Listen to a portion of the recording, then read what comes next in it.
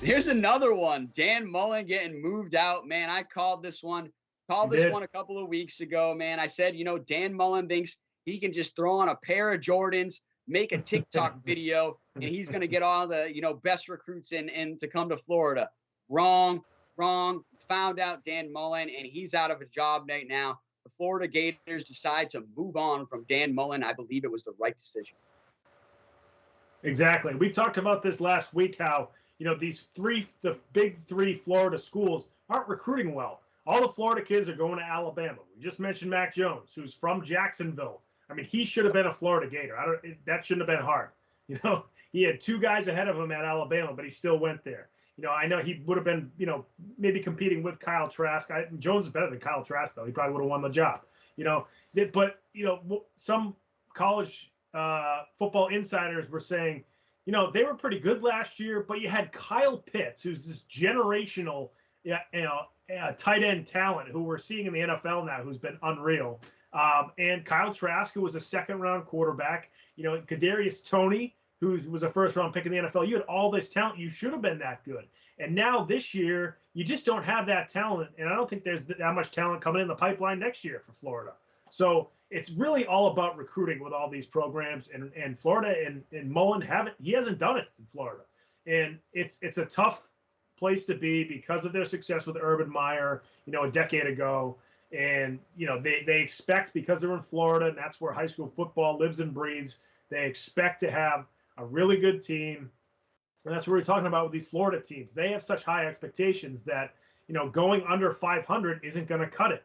And when you see a constant decrease in wins every single season, this is what happens. And, Mullen just has not been doing a great job, even though this past offseason he got a 5-year contract extension, he got a raise, and now they're firing him. And it's like, these college teams, they have to kind of figure out what they want. We've mentioned before with, a program like BC. BC is going to have different expectations than Florida, right? And, some programs like BC, they only have a coach for 3 or 4 years and they go somewhere else. But you kind of have to have that for your program because of where you're located and what kind of reputation the program has. So Florida, their expectations are different. That's why a guy like Mullen gets fired. And they're, again, maybe going to have to start all over. I mean, there's so many different coaches that are leaving jobs and going into jobs in college football. They're going to have their choice. But and Mullen's going to have his choice, too. He's going to have somewhere to go next year. I mean, all the teams that are looking for head coaches, USC, LSU, Washington, Virginia Tech, and TCU have all already said that they're going to have new coaches next year. So, he's probably going to get one of those jobs, So, Mullen's going to be fine, but these schools have to figure out exactly what kind of coach, what kind of program they want before they make contract extensions and all these different things with these coaches. Out of all those schools you just named, I hope he doesn't go to USC, because I want to see USC come back. I want to see them come back to the glory years of the early 2000s with Matt Leinart and Reggie Bush and, tons of other players that they had. Lendale White, man. Nobody talks enough about Lendale White.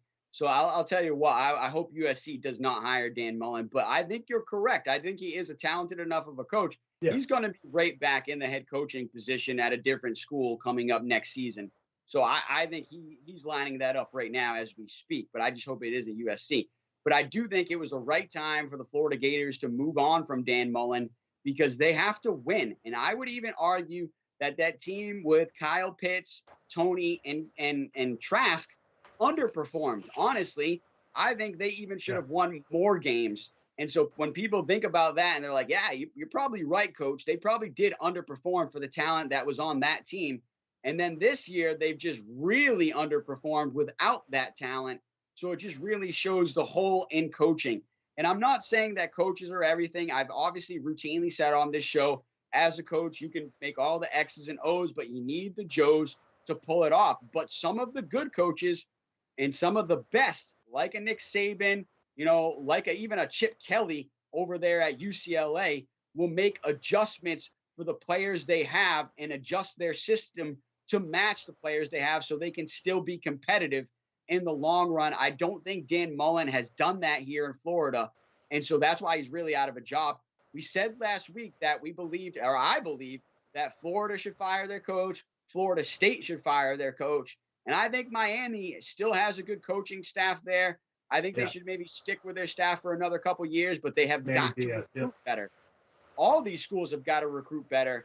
And you've got to find somebody that can go and meet with these players eye to eye, kind of like the guy, like I'm drawing a blank on his name here, but the Minnesota head coach, he does such a great job of PJ Fleck.